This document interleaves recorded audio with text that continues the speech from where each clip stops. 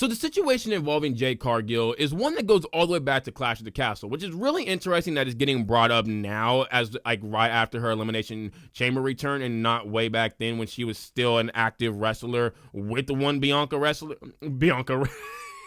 Belair. Gosh, sometimes I talk before thinking. But basically in the match, there was a point where Shayna Baszler had put Jade Cargill into a chokehold. Don't know if it was too tight or not. Jade Cargill did tap out to this. That didn't end the match. But I think what happened was that maybe Shayna went just a bit tighter than normal, maybe by accident, who knows. And Jade Cargill was probably trying to let her know that, hey, it's a little too tight. You got to loosen the hold a bit. I don't really know. We have seen wrestlers do that a lot, but they do a much slower tap. She did a very full-on tap out.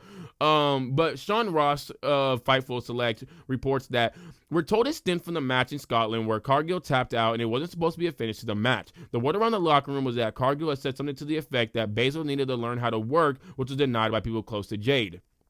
Okay.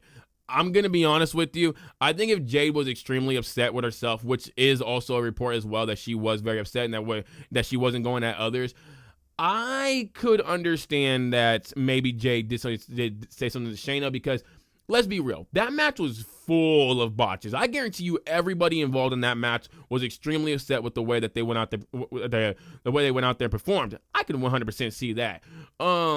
I could also see, because of this, tension starting to flare, people's emotions getting a bit too high, not having the best control of their emotions. One thing leads to another, and this causes a whole bunch of issues. Now, when it comes to Jade Cargill, we know that there's been issues also in AEW as well. Again, these reports were by Dave Meltzer, so take them however you want to take them. There was one report, though, that came out by somebody else that was involving one Jade and Red Velvet. A lot of it does stem from the fact that these reports have always said that Jade Cargill is a very cocky individual. I'm going to be honest, if that's the case, I'm not mad at Jade Cargill. She's just a really cocky person and she's just rubbing people the wrong way because she's very confident in herself.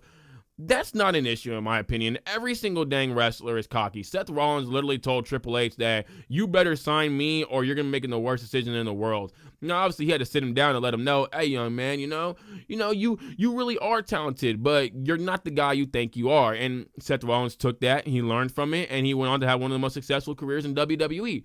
I think when you're cocky, as long as you're willing to listen, that's fine. And I think listening, though, is not always just from a credible source, but it's also from, credibility has levels to it. We could be within the same field, but if you're not successful in the area that I'm trying to be successful in, I might not listen to you the most as I would listen to someone who is more successful. So maybe there have been a lot of people who have been trying to, humble Jade a bit, and she's just taking it as you're trying to keep me down and stuff like that. Maybe these people that are trying to humble her are not the most successful in WWE. I'm gonna be honest. That's exactly how I would look at it. I'm more likely to listen to a Bianca Belair or a Rhea Ripley than I am somebody who's not as successful or not successful at all in this division. So I think it could be some of that. I think it's also just a case of, again, with this situation, tempers flaring. Folks are just, getting a little too heated. And in the heat of the moment, you do say things. Now, there is a bit more to this, though. There is a bit more, because I said Chelsea Green was also involved in this. So before we get to the Chelsea part, there actually is more to this Sean Ross that deals with Jade Cargill's recent injury, where it says talent had heard that Cargill asked for the holiday tour off, but was told that tour was mandatory. Following that, she sustained an injury that several members of the roster doubted the validity of, which is why reports had emerged elsewhere that she wasn't injured. This is where I have been on the side of, I don't know if this injury was so 100% true. I mean, WWE has been telling Fightful that this is 100% true. This was a legitimate injury. But there was also video that released of Jade Cargill about a week or two later where she was literally in the ring training. So if it was a torn MCL, you're not going to be training that quick, which is what a lot of people would have tried to say, that it was a torn MCL. If it was just a sprain or something like that, why would she be out for months? It would have to be a pretty significant injury to be out from what was that? November-ish all the way until February, March. I don't know if it's just a sprain going to keep you out that long. So I understand that, if she did want time off and then she got a random injury out of nowhere, people would look at this and be like, this is way too big of a coincidence. You don't want to work the dates that you're being told to work, that we're also being told to work as well if we want to be in positions and stuff like that we're trying to get to. So I can understand some people's upset. Some people being upset with this. Now we got more of this story. We got more of this story though, because so actually going back to the earlier part real quick. So let's see, where was it at? Okay, so this basically stems from a video that Jade Cargill had made. That this is why all this stuff is coming out now, where Jade Cargill called out the wolves in WWE, saying that people were jealous of her and that people were doubting that why does she deserve the things that she's getting when she never worked for it and stuff like that. And she basically said that, well, when you're built the way I am, which is built like a dang goddess, you could just keep your mouth shut, okay? Because I'm going to do what I want to do, and I'm going to be the best that I'm going to be, and I'm going to be on top, and you're going to have to, be at the bottom. Basically, it's basically what I took from it. You can go watch the video yourself. I obviously can't show the videos because of copyright issues, but she basically said something along the lines of that. And then Chelsea Green... Chelsea Green is petty, man. I do like Chelsea sometimes, man.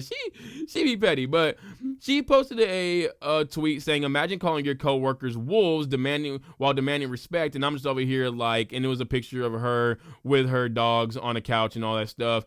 And then a fan called out Chelsea Green and said, "Chelsea stay running to the dirt sheets and group chats. I don't know why she can't be messy with her wife, Zack Ryder."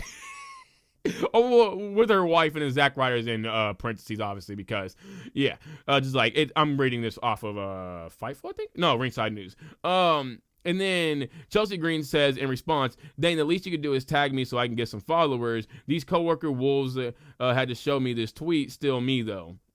Now, I think this is all just in fun and games, okay? I think Chelsea Green is just playing into this whole entire thing. I just think this is Chelsea Green's character to an absolute T. She's going to get involved in all the dang mess.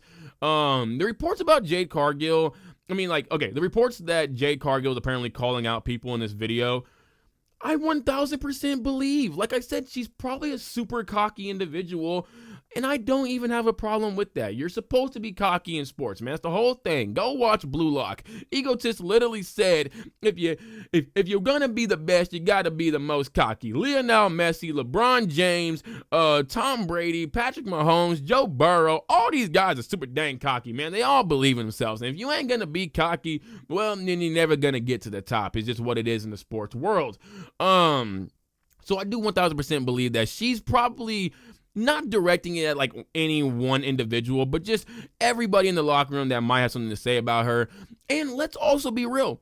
This whole thing could just be playing into the fact that there apparently is locker room issues, and that maybe Triple H is just, poking jokes at Dave Meltzer, because he is usually the one that is talking about all these locker room issues with Jade Cargill. He's also the one that made a whole thing about how Jade Cargill and Bianca Belair apparently have beef, which has never been confirmed, by the way, by anybody else. There's been videos of them even hanging out together as well, so I really don't believe the beef. This could just be Triple H poking jokes at all this, and that's why he told Jade, "Hey, you know what, man? Go grab Ricky Stanks."